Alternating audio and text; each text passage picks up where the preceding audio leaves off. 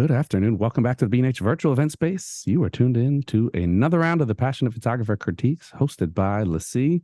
For that, I would like to welcome the man himself, the Passionate Photographer, Steve Simon. Steve, welcome. Thank you very much, Derek. Great to be back again. And I'm just going to prep to to share my screen with everybody. And yeah, great to be back talking about photography as we do. And I thought maybe just this episode, Derek, we would talk a little bit about, oops, sorry about that. We'll talk a little bit about the idea of kind of originality. And I love this quote from Henri Cartier-Bresson, who, as you know, Derek, with his French accent, was very articulate about how he talked about photography and how he wrote about photography. And one of the things he said that kind of stuck with me a little is that there are no new ideas in the world, just a re-examining. And if you sort of take that statement to heart, you realize that, yeah, sure, there's been a lot of amazing things that have happened before us, and there'll be some amazing things that happen after us as well. But this whole idea of kind of new and sort of unseen sometimes can be a little bit of a inhibitor in the sense that, oh, I don't want to do this because it's been done. Derek did it or Steve did it. But whatever it is that we end up pursuing, if we're interested, it's going to be different. We're going to re-examine an issue, an idea, a theme that has, of course, been done before and will be done again, but it's going to be done different by you. And I guess one of the things that I like to talk about sometimes is that, we're artists, and it does sound maybe pretentious to some to call yourself an artist. But I guess what I'm really meaning by that is that, everyone has something unique to say because everyone is unique, even though there are 8 billion of us out there. We all have a unique take on the world. And, the more sort of personal you get with what you want to say with your photography, in many ways, the more universal it becomes. So, have you ever been scared off about pursuing something because you've seen it kind of before? All the time. I've had to reinvent myself as a photographer after years in the craft because I stayed away from things for knuckleheaded reasons like, oh, somebody's taken this before, or oh, those are tourist photos. So Marcus of Queensbilly rules, well, this guy did that, so I'm not going to do that. And it's a shame, when you look at, here in New York City, there are places like Coney Island, for example, where, it's just such an incredible, vibrant place and has been for well over 100 years that, of course, photographers are interested in going there. But I remember once early in my moving to New York where I was kind of pursuing something and this editor said, yeah, well, we don't look at Coney Island because it's been done. It's been done a million times. And why has it been done a million times? Well, because it's just so visually amazing, for photographers. Photographers are attracted there. And though there have been, thousands probably of amazing images made in Coney Island, there'll be thousands more to come. Um, so I think we can be inspired by things that have happened before. And, we could be inspired to sort of go back there and add our personal mark to that. What do you think? totally. I think that's what makes art beautiful is the individual aspect of it.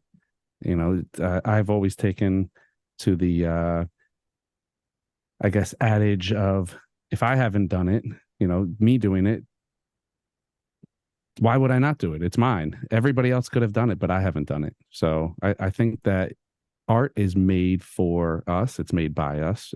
We should be creating for us. So throw out everything else. Who cares what everybody else has done? If you haven't done it, do it. Absolutely. And, this whole quest for something new, I mean, I get it. And yeah, there are times when, a photographer and their work come onto a scene and they're showing us something familiar in a really new and interesting, innovative way. And yeah, that's fantastic.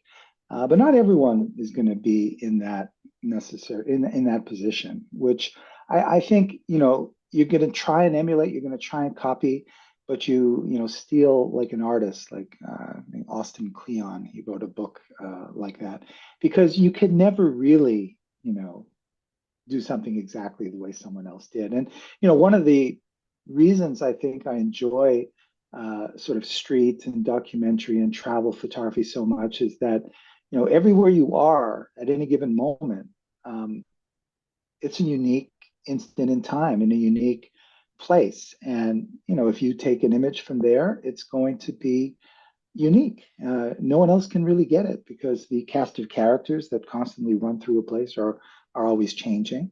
From that perspective, it's something original as well. Um, so I thought we would start off. There were a few submissions here, and I guess what I wanted to say is that, here in the Passionate Photographer Critique, we look at photography in many different ways. But ultimately, I think what we're really looking for is really just kind of well, of course, we want to see images that inspire, and we want to try and articulate how maybe an image can be made better so that not just the photographers whose image it is, but all of us that are looking at the images can take something from that, maybe make something a little better. And I think these are four images photographed at night, arguably, or late, at dusk, and that's a very challenging and difficult time to shoot. Um, but I think that in terms of the idea of originality that we're speaking to, not always are you interested in necessarily making an original image. And I think in many ways, these images are kind of records of a really interesting place at an interesting time.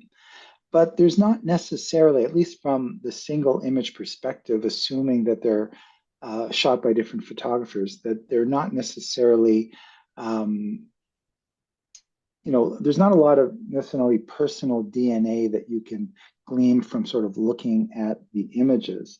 They're definitely interesting places. The files are a little bit small, um, and arguably a little bit different.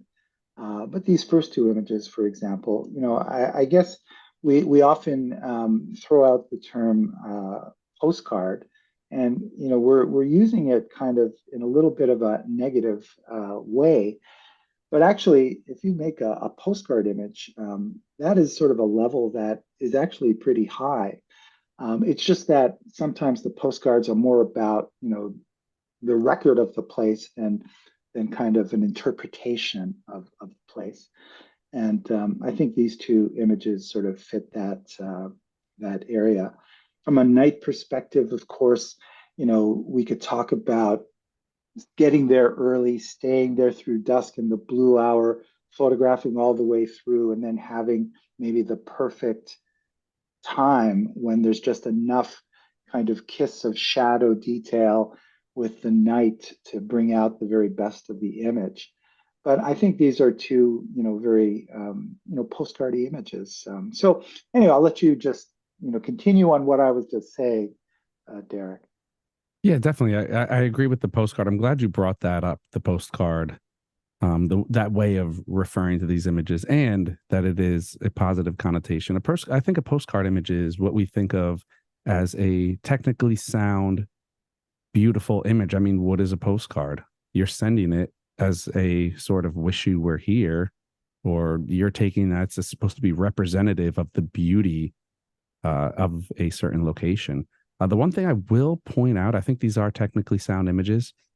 The one thing I will point out is just from a color perspective, when we saturate images, we have to look out for certain things. And the image on the left, the red lights call my attention as when we overly saturate, if we were to zoom in there, you can kind of see this unnatural colored halo. And normally when we think of haloing in lights, we think of a white glow, but you can get a haloing when you have a really deep saturation. And if you look at the in particular those two lights right there where you're pointing, Steve, I feel like with so much beauty in that image, when you have a really, really, really saturated bright red light like that, or two of them, it brings your eye right to it.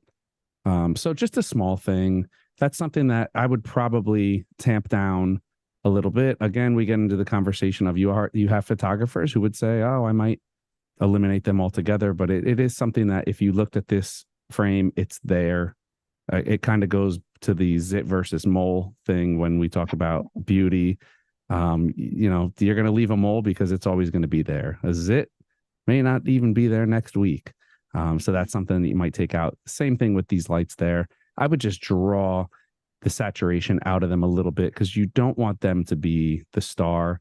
There's even just red lights altogether. There's not much red going on in this frame other than a couple spots. I might just take the reds all together and just pull the saturation down in the reds. And in the other image, I haven't been to this locale, but that really, really, really unnaturally orangish, yellowish light.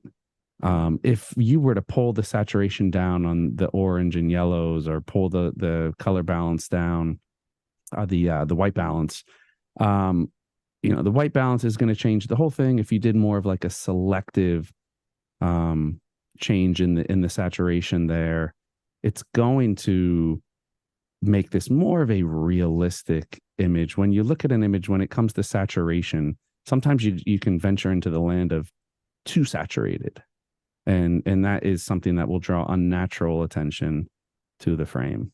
Yeah. I mean, you know, why is a hamster cute and a rat not so cute? They're kind of similar in that regard. You know, I look at you know, the little red as, you know, they could be distracting or they could be little sort of candies on the cake kind of thing, because they offer a very different light that complements, or a different color from the rest. This one is a little less postcardy, if you will, not sort of the traditional view. I do like the fact that you know, it's very empty, and I get a sense of the environment. I do love the starlit highlights here, which, you know, are kind of beautiful and definitely attract your attention. Do you know the technical reason for that? It's the 8-bladed aperture at the right aperture that gives you these particular starburst effect. But it's, you know, definitely used as part of it. You know, the white your eyes go to, you know, the magnetic quality of the light, your eyes end up here as well. You know, the perspective and distortion is a little bit skewed on that. And this here again kind of shows some of the environment here. You get some of the people, and you know, the color is pretty dramatic. You get a sense of place.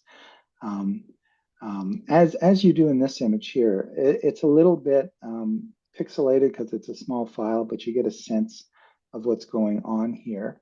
And, you know, I think you would probably figure that, you know, all these images, though photographed at night and capturing sort of the ambiance and feel of night, are not necessarily as personal. You know, if you on the compendium between personal and postcard, they're a little more sort of on the postcard end of things.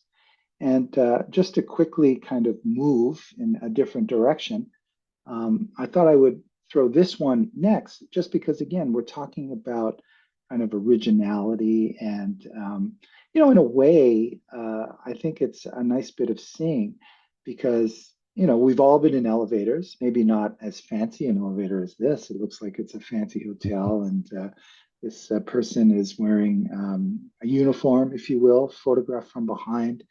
I can't but help but imagine the Robert Frank image in the department store of the young woman in the elevator. In that image, you can see her face. But the idea of, you know, taking your camera out in an elevator while you're going up, and making this image and being careful in terms of the composition and showing us something that we just don't really look at very often. So I think just for the originality aspect of it and the micro composition, the keeping the head sort of inside this area between the door bar here, keeping the whole figure and watching and seeing that, I think was really well done. And the idea of, in an elevator. I mean, have you ever taken a photo in an elevator, Derek? I have not in one as fancy as this, Okay. but it immediately brought back that image that I took in an elevator because it's a very confined space. It's a very difficult image to take. Um, I like the framing of this. I like the colors. The colors, Mhm. we talk all the time about colors either being distracting or playing in. I like that blue and gold hue. Mhm. Um, I think that even the way that you see the exposure, it's almost like a natural fade to black as you go down the bellhop's back. And I think even that plays in. The exposure is nice across the frame. It's just a nice frame. And we talk all the time, Steve, about how images, every image has its own purpose. And you have role player images, and an image like this, it does tell a piece of the story, which I think is important. Mhm. Mhm. And it's also a reminder that I'm one of the great things I love about teaching and doing workshops is we all go to the same place and we all shoot different pictures. And oftentimes we're kind of inspired. I'm lazy, when I turn the switch off and I'm going up the elevator, I'm not really thinking about a picture. I like to think that, I would notice something and you photographed in an elevator. I must have too. I just, nothing really good has come from those shots.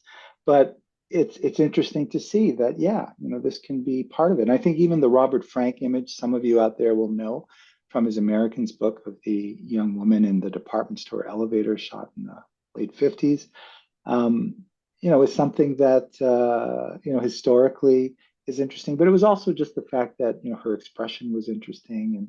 And, you get a sense of, I don't think necessarily this guy rides up and down the elevator all the time, but back in the day, you had people that were in the elevator for their full 8-hour shift. And when you see this sort of bored expression of this young woman on an elevator, you get it. I mean, that's not maybe the most exciting job to have to be stuck in an elevator for that much time.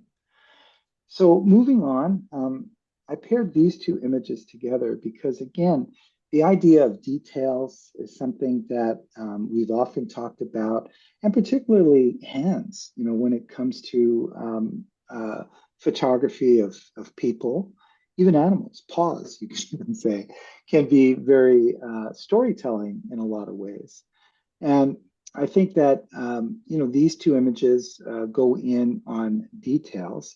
I think that the image on the right for me is just a little bit stronger in the sense that I find that the gesture maybe is a little more interesting and the composition is a little more interesting.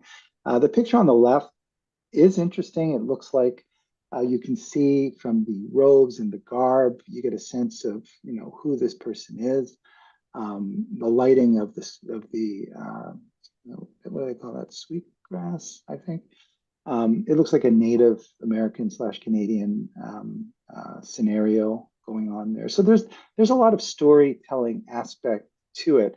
I do find though that the saturation is one of the first things I see in that image, and it takes away from the content. So interestingly, it's just even though it's very colorful, I thought I would look at it in black and white just to get a sense of what happens when you see it in black and white. And maybe it gets lost a little bit in black and white. But even from the color perspective, I think it would be better to tone down generally um, the color here. I don't want to get back. There we go. Just to bring that down a little, and then probably selectively figure out a way to do that. Um, but and then there's this image here, which again, it's the gesture. It's just the way those fingers are touching the salami. Can I say that on a live stream, I heard but nothing. but it's there's the fingers are talking. The fingers are saying this one. You can almost hear the voice coming from the fingers, and this is again part of the magic of photography that I find always surprising is that the storytelling power of an image, the thousand words idea. I can hear those fingers talking, and maybe that's just me. Maybe I'm hearing things, Derek. Do you Yeah, hear? I'm glad you went to color on both of these images because that's what jumps out. And I know it's a recurring theme in my commentary, but when you went to black and white on the first image, I'm like, yeah, I was thinking the same thing. There was just something not harmonious about the color. Yeah, yeah, Sometimes green can be a very difficult color to mix in. Green grass in an image that is not landscape centric, it can throw a wrench in things.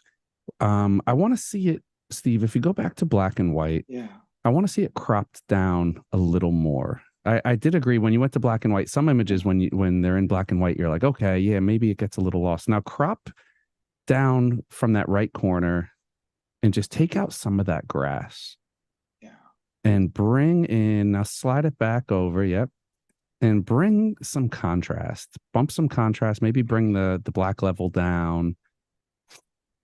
First, I like to just autoize it.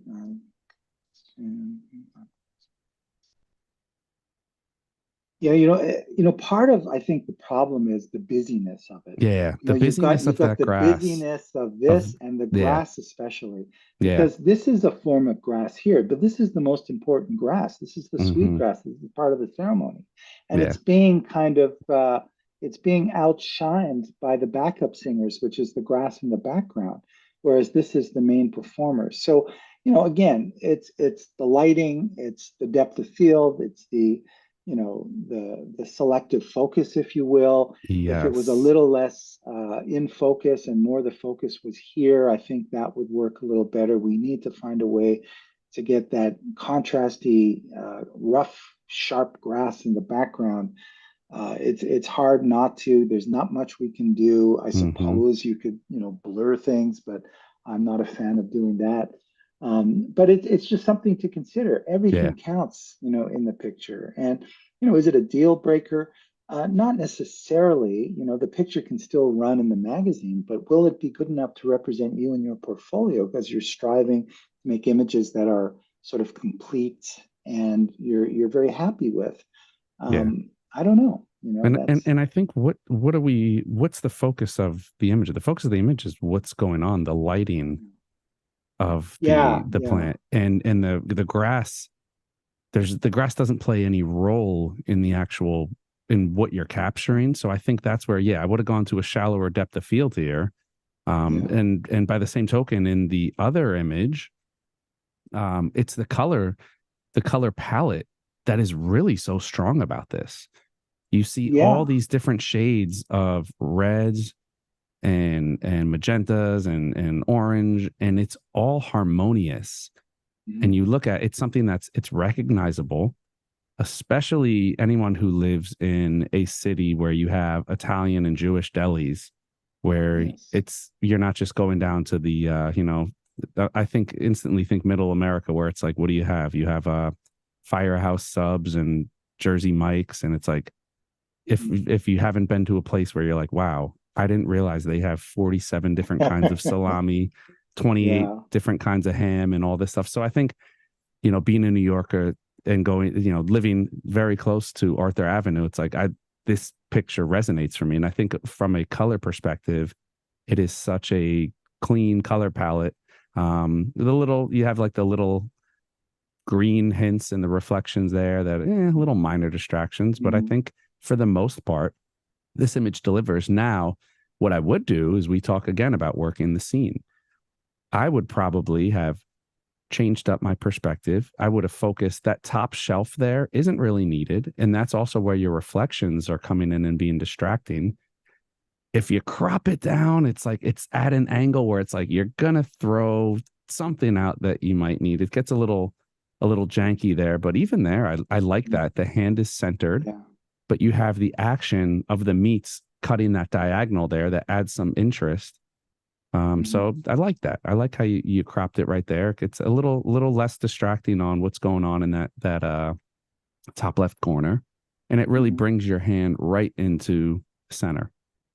Yeah, and if you give the benefit of the doubt that it's a moment and it's not necessarily a posed image, chances are, those fingers are not going to be there for very long. This one, fine, boom, you caught it, you got it. And, perfection is overrated. And, you have maybe, but with the crop, you focus more on obviously the gesture, the hand, but also the meats are a little bit more evident, and it's sort of fun to look, especially if you're a fan of this kind of thing and you're hungry. But you can see just the variations of the different meats, as you said. There's, and that the makers of these items are artists, like are artists themselves, and being able to sort of create something that's unique and delicious and different, even in the under the umbrella of these salamis, I guess, is what they are. So yeah, the focusing in on things, I think, is interesting. Moving on to this next image, I think for me, it's the idea that it's a nice composition, but it's the eye here. It's Yeah. got that human aspect. It looks like an eye, and I think it's interesting. I'm not a gardener, but I know that people that do have a passion for it and are out there all the time, or even a nature person. I'm not really so much of a nature person, but if you are, you kind of feel a little more kinship as a being on this earth with these other beings. And though I don't think most of us think that a living thing like a tree or a plant necessarily has a consciousness, when you see something like this, it's kind of an interesting idea. I couldn't help but see that. Did you notice that right away?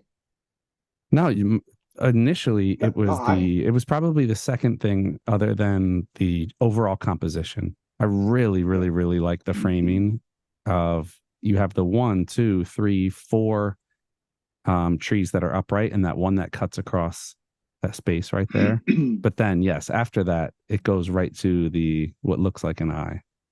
Yeah, and it's almost it's a beautiful eye. It looks it looks nice. I almost I give it it's yeah, just from that perspective. That I There have been photographers that I've seen that have pursued the, is it called, eh, what is the word when you photograph uh, trees and give them those human qualities, amphiphomatic or something. I forget what the word is. My vocabulary is small, but it's an interesting pursuit because when you're looking for something, you might find it. Sometimes, like in this image, it just kind of hits you over the head. You can't not see it.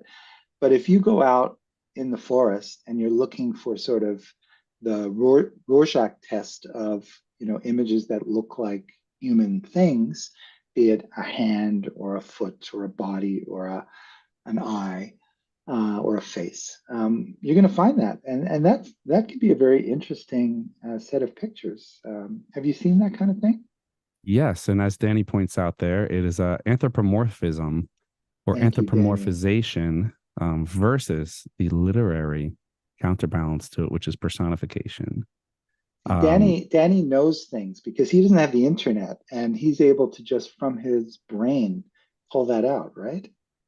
he says it was Interior. not him, so it looks like Fred gets the credit on that one. Okay. Steve, I wanted to ask you, what do you think about borders? Where do you stand on borders and images, Ah, whether it's something like this or the film yeah. mimicking borders? Yeah, I mean, I kind of, I'm not looking at that. I'm looking at the bones of the image always, because I sort of feel almost like filters. It's beautiful. I think it works, and visually it's nice, but it's something that is kind of forced a little bit. And for me, it's all about the image. I want to just dive into the image without some of the decorative aspects of it. which is why in a gallery I like sort of the simple frame. But at the same time, some images require or the artist sees a way to magnify kind of what they're doing by including a border like this, which brings other delivery of communication. Um, I'm always looking at the image itself, and then, okay, I have a gallery show. Maybe, you know, years ago, I did a project on HIV in Africa, and I had a gallery, and it just made sense to present it in the most simple way. It just didn't make sense because of the subject matter to have, a nice frame. So whether it's on a string or pinned to the wall on the borders, sometimes that's more relevant for the subject matter. So for me, it's always the subject matter that dictates some of those other the decorative things, the icing, if you will, the framing, the borders.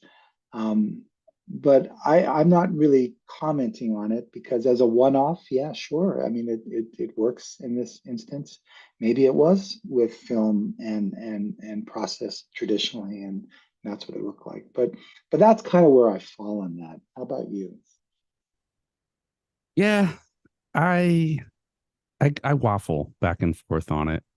Um, to me, I'm like you. I look at the content, but I feel like pointing it out has merit only because if no one ever points it out, then it might be submitted in another arena where it does matter.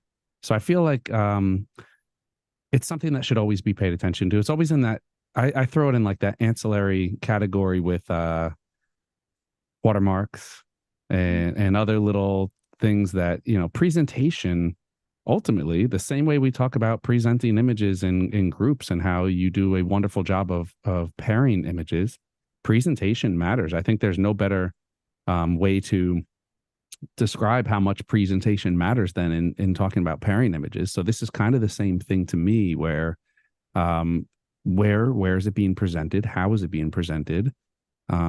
Look at galleries. I'm sure you've seen plenty of galleries and where the presentation of the images is what draws your eye first rather than the images themselves. I've seen some beautiful images and they're kind of just shoddily put up on a wall and it's like, wait, wow, you guys couldn't do these images any more justice. And then by the same token, you see some images and it's like, okay, the images don't really move me, but based The on the frame. museum glass and the mat and the framing, I'm like, wow, somebody put really a ton of effort and time and money into preparing these images. And it tricks our psyche into saying, well, who is this artist and why should I be paying attention to these images?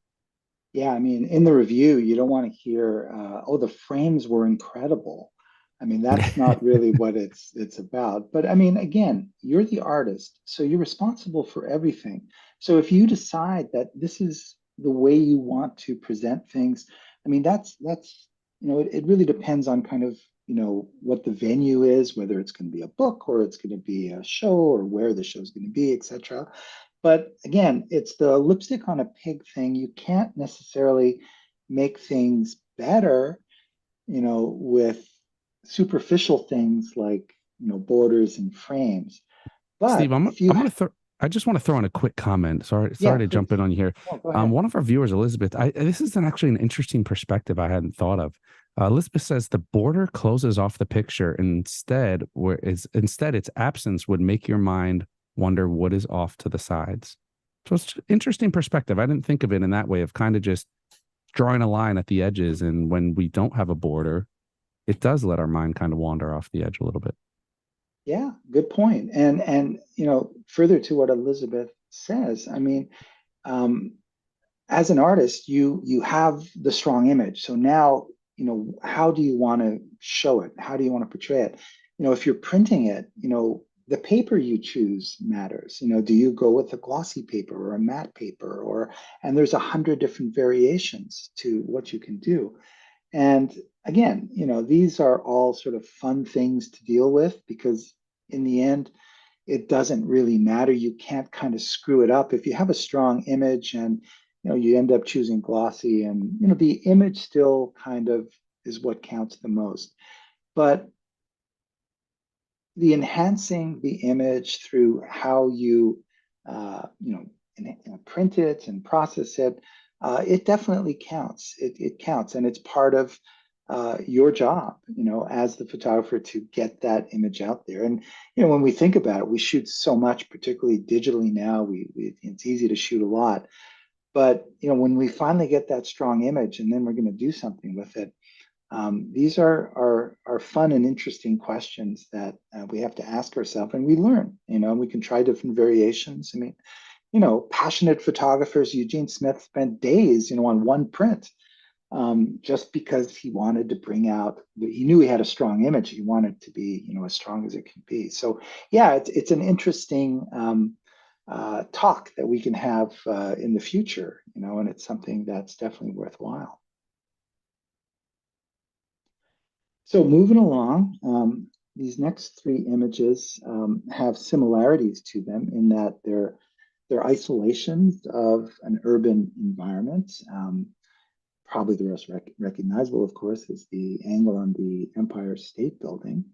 And I love these kinds of frames. I love these kinds of details when you're looking at the architecture of an urban space. It can be very interesting. The middle one, perhaps, is maybe the most abstract of all, where you're seeing little clues, and it's as Cartier-Bresson has often said, or said it once, it's all about the geometry, and that one definitely is. But coming back to that sort of idea of originality, I think that if we were to, let me just take this one out here, but show these two images. I mean, this is a fine composition of this particular angle on the Empire State Building, composed well. I think it could be enhanced better. Maybe black and white would be a better idea, because sometimes I ask myself, is the color adding to the power of the image, or would black and white make the image stronger? And I think arguably the black and white maybe is a better way to portray it.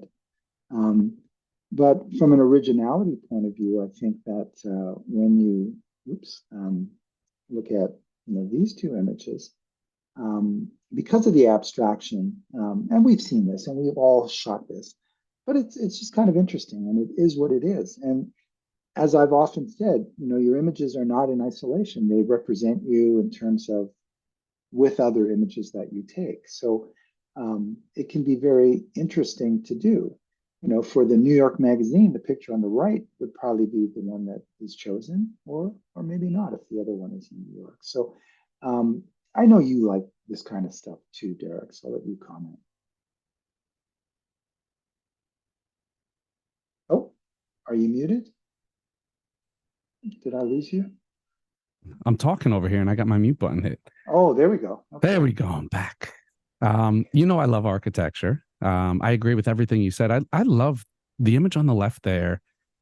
We've talked about it in the past with taking shapes and taking architecture and making this sort of abstract feeling out of it. I think that can play a different role in image making versus what you had on the right. And then when you had the three images up, the image on the left there, where I think it helps to see these images together, because the same person that has the eye on the right is going to look at that image on the left of the abstract, and they might say, wow, I never would have looked at the building like that. Because when we look at the Empire State Building and take a picture of it, we always think we have to have the spire in there, right? If you can't see that it's the full Empire State Building, not everybody's programmed the same way, which is another great thing about doing these critiques.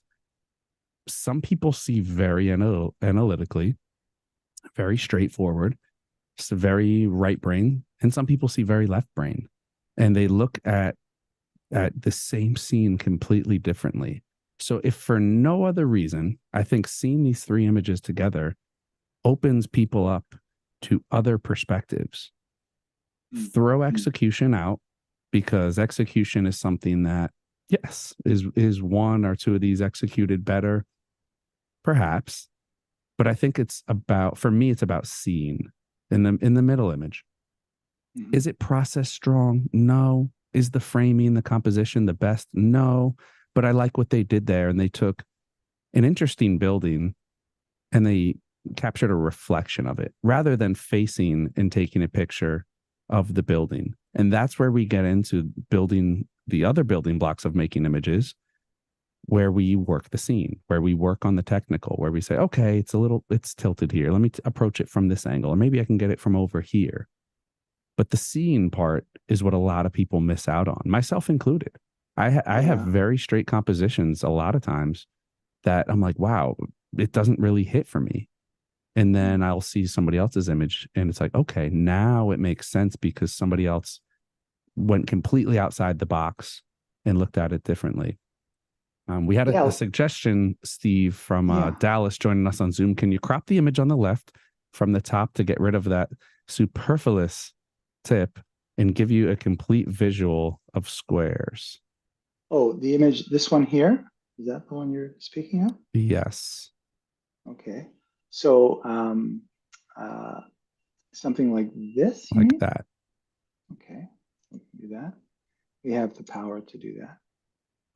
Yeah, let's just bring them all up again.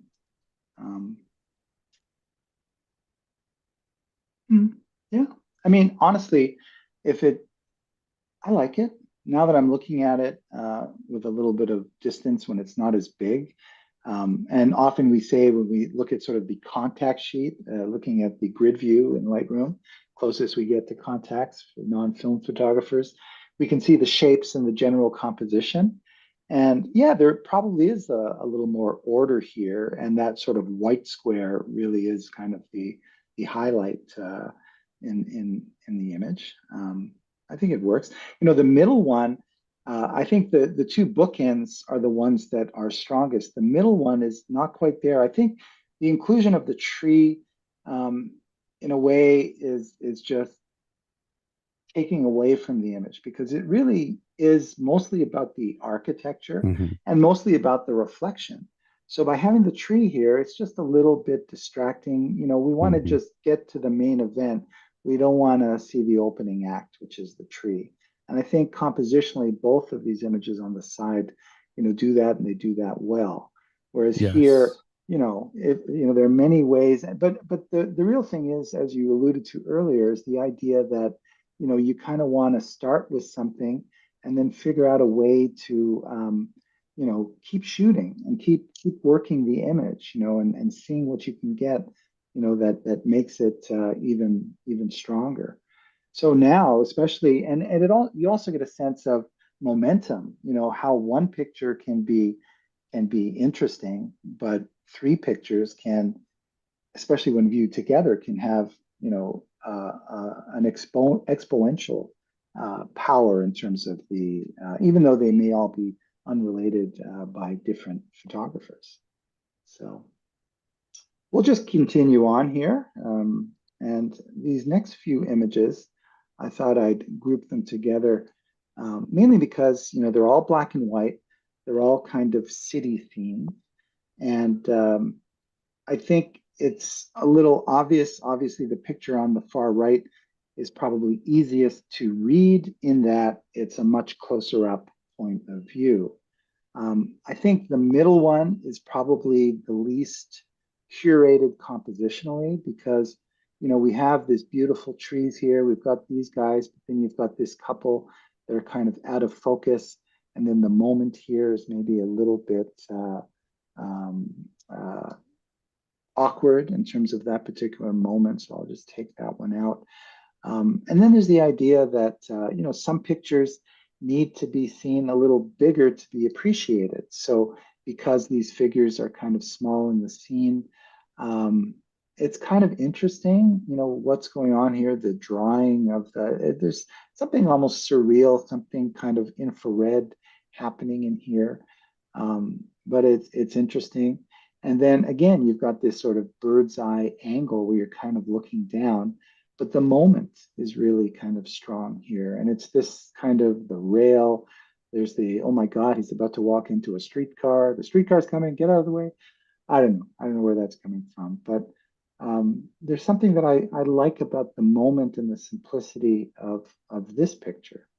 So we'll look at them all, and here's a closer view. So what I was getting at here is that there's a lot to like about this, the modeled shadow and light that's going on there, the beautiful sort of trees, the telephoto compressed perspective. But where it sort of falls apart, as we often see, is by including so much, you dilute what's sort of strongest about the image. These guys out of focus in the foreground, there's a lot going on here, but maybe the most interesting stuff, is sort of here. And then, this angle, this is a little bit, maybe the moment is not quite right. So, that's where the criticism would come in. So I'll turn over to you, Derek, and you can talk about the three or talk about anyone in particular. Yeah, I was thinking the same thing on that image. I'm glad you pointed that out, because that's an interesting take on it, Steve, is sometimes when you have so much, there's images that we talk about where there's a lot to look at in a great way, where it just brings your eye and your brain all over the image. But yeah, I agree. There's nothing that really stands out to bring your eye. And interesting composition and perspective, like you said, based on the fact it was on the telephoto. Yeah, I find myself looking for, what is the moment? What's the moment I'm supposed to? Is it everything? Is it just in the sum of everything? It's a nice frame. The light is nice. That person, when as you're playing around with cropping it, that the person on the left end of the frame, I would have initially cropped in onto that tree trunk to match what's going on the right side there, how you framed it on the tree trunk on the right. Yeah. I mean, it's a nice frame. Is it something that would? There's a lot of good stuff going on here, but as often we say, we're looking for the grand slams. And again, Cartier-Bresson, there are no maybes. The maybes go into the trash. There's hit or miss. There's win or lose. And, you get to a point in your work where, oh, this was, I got a story to tell about this, but it doesn't necessarily, end up in your final selects because, there's just something that's not working. Sometimes perfection is overrated, and there's enough in the image in terms of what's being delivered that carries it across the finish line. But then there are other times when that's not really the case. Yeah, definitely. So, you need a landing point on an image. There has to be something where it says, okay, this is what the image is of. This is why one person on the right side that is doing something that draws your attention and draws your eye could have really solidified that image there. On these two, I like the curve that is thrown in here. The one on the right, there is something. I think you said it was like kind of just like a simple. It's like you look at it, it's just a pleasing image. There's just something about the way it's framed that is nice, and it shows you that not every image has to be a home run per se to be a home run. You don't need to have the person smoking the cigar under the street light on a cobblestone street at night with the smoke curling into the air to have a really dynamic image. Sometimes it's just a nice, simple frame. Same thing on the right.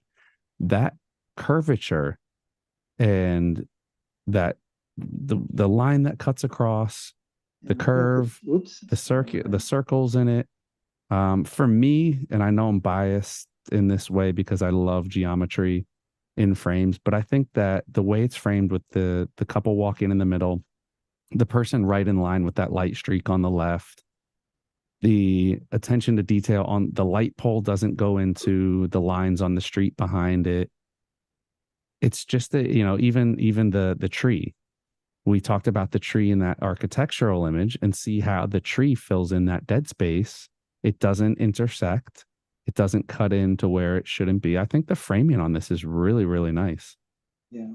Like you say, I mean, as the figure skating coach looking for any kind of little faults, it is true that, the area here where the highlight, the light hat and the light background is maybe not fantastic, although micro compositionally it's just above there. But maybe if this guy was up there too, probably impossible to do from that angle.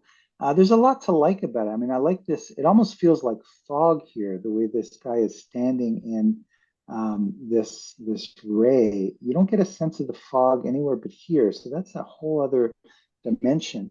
But as we spoke earlier, sometimes there's strong images to be had that are very different from what we're seeing, and in some ways, if we would have looked at this one to start with, suddenly these two images work really well together because you've got the lone figure.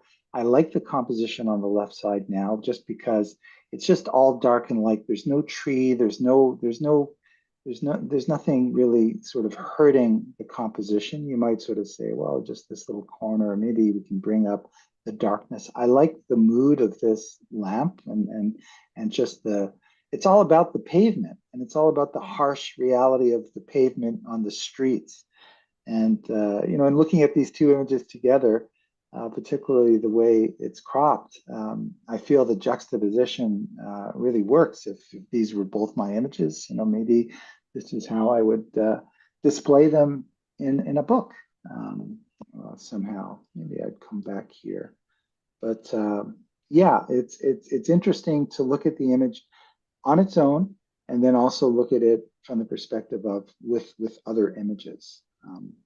This image now on the left has alleviated some of the issues that we talked about. Whether you think it's worthy of that kind of a crop is another scenario. But there we go.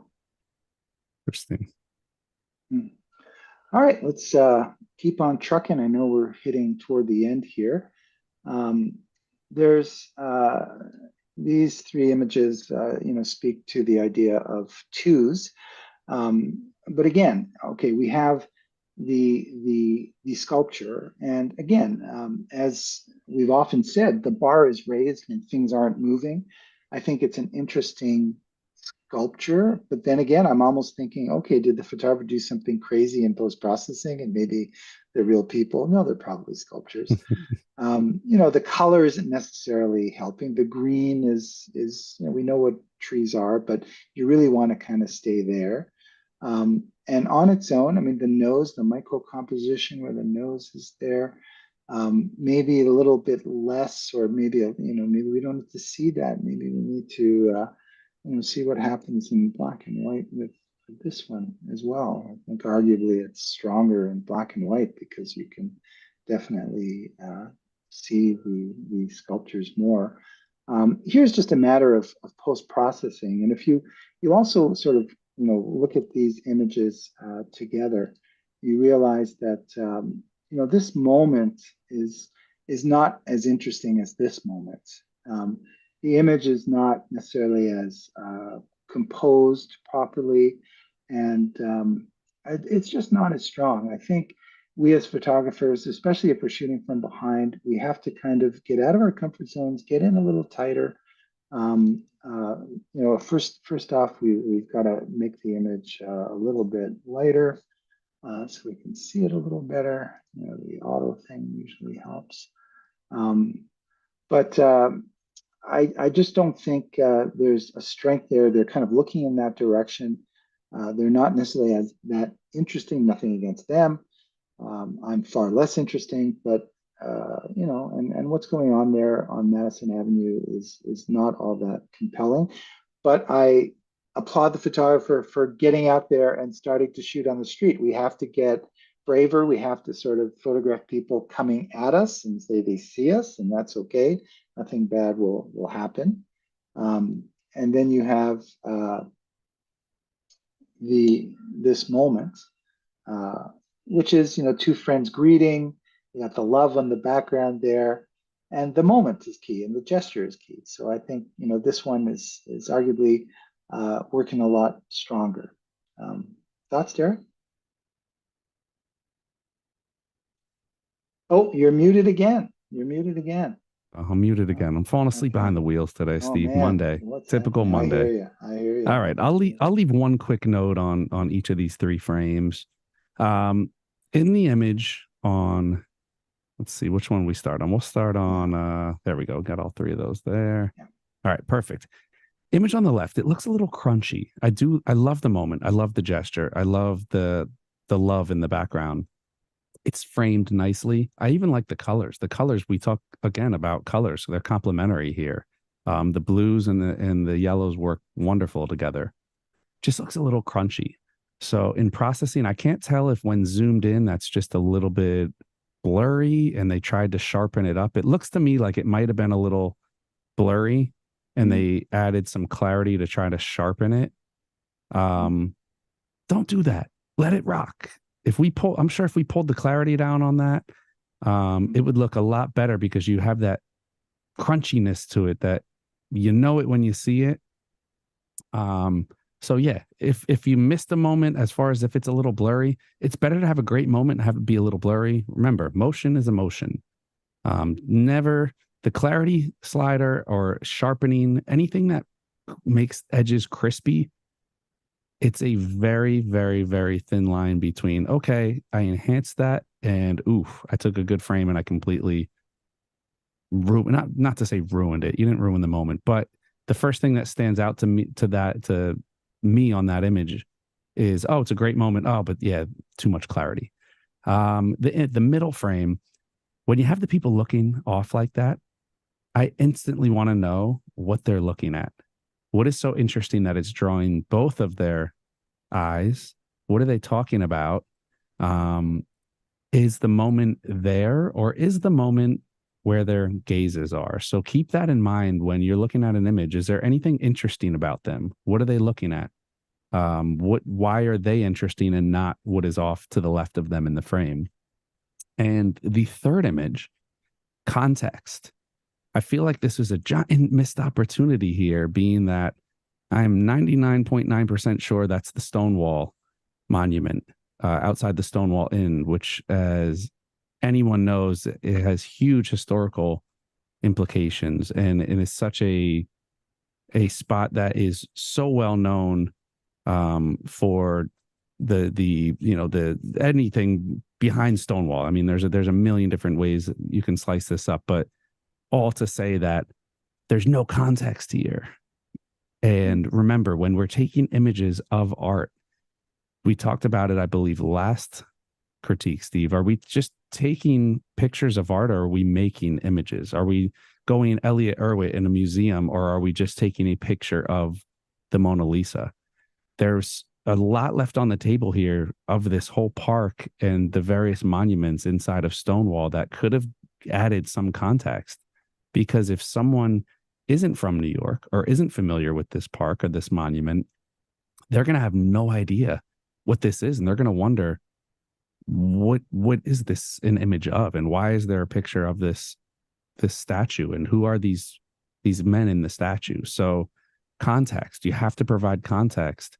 And even if you take a beautifully lit, beautifully composed image of someone else's work, someone else's art, you got to make it your own somehow. As a photographer, unless you're just documenting, if you're documenting this, you have to add more context because people have to know what exactly it is you're documenting. And if you're making this into a piece of art, you have to add an outside element to make it yours. Mhm. Yeah, and I can see that we're sort of reached the end, so we'll end on this beautiful image. Again, thank you guys at B&H and thank LaCie for sponsoring this. We don't have anything scheduled just yet, but hopefully we'll be able to put something on the schedule in the near future where we can continue this conversation. And there's still some images that we haven't gotten to, so we'll bring them over to the next round when that happens. This, I think, is a beautiful image. It has obviously we're not in New York anymore, but it's got a beautiful light. It's got that sort of misty, steamy, smoky kind of mysterious thing going on. but it's also kind of well composed. The chess pieces, as I often say, the animals and the people in it. And then we have that one gentleman sort of looking back toward the camera with the unmistakable sort of rifle around his shoulder, which adds even more sort of drama and interest to the image. I think it's just really well done, and it's a nice picture to kind of end today on. Your thoughts? Yeah, definitely. I'll just add one thing. It does a much better job than we had talked about earlier when in that one image with the trees, the telephoto shot of taking your eye through the image. This is what we're talking about when we say there has to be some landing spot for your eye.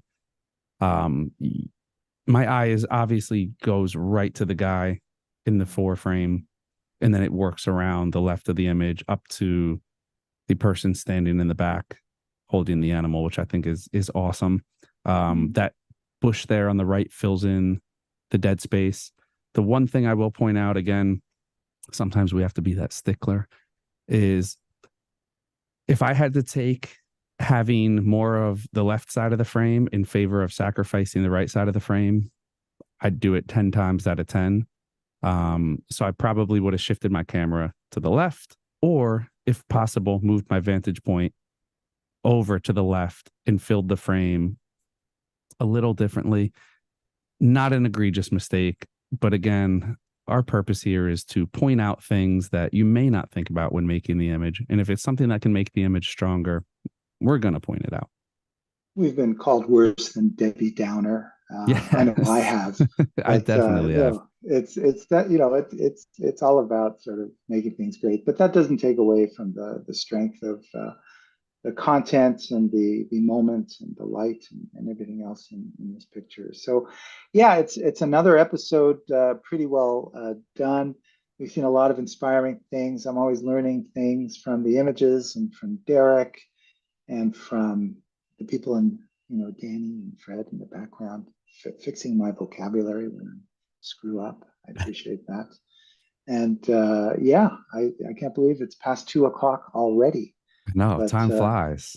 time flies, man. It really Well, does. well, like you said, Steve, we don't have anything on the schedule, but we have images. We always love having Steve back, and we know that you guys love having Steve on to do these critiques. So keep an eye out on the Event Space website. Keep an eye on our YouTube page. If you guys do not already subscribe to our YouTube channel, it's simple. B&H Event Space on YouTube. That's where you can find all of our content. Our live content stays there so you can rewatch to your heart's content. Of course, I'll double down on that. Thank you to LaCie for hosting this series.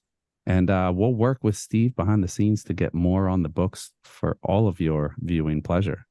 But Steve, I want to thank you once again for another awesome series. This isn't goodbye, because you already know what's going to happen when the camera turns off. We're going to get you back, and we'll do this again. So huge thank you to Steve, to all of our viewers out there. Another round of the B&H Virtual Event Space and the Passionate Photographer Critique is in the book. Steve, any final closing words? No, just I can't wait to get back. I'm heading out to Tokyo on Friday, so I'm very excited to be back there. It's such a great place to shoot, so I'm really looking forward to that. It's a long flight, but once there, it's a whole new world. So I can't wait to be out there. And I'll tell you about it some other time when we're back in another passionate critique room. And Awesome. we'll Well, we'll look forward to hearing about the trip, seeing the images, and until then, everybody keep going out, taking images, try something new. We'll catch you next time on another round of the B&H Virtual Event Space. Have a good day, everyone.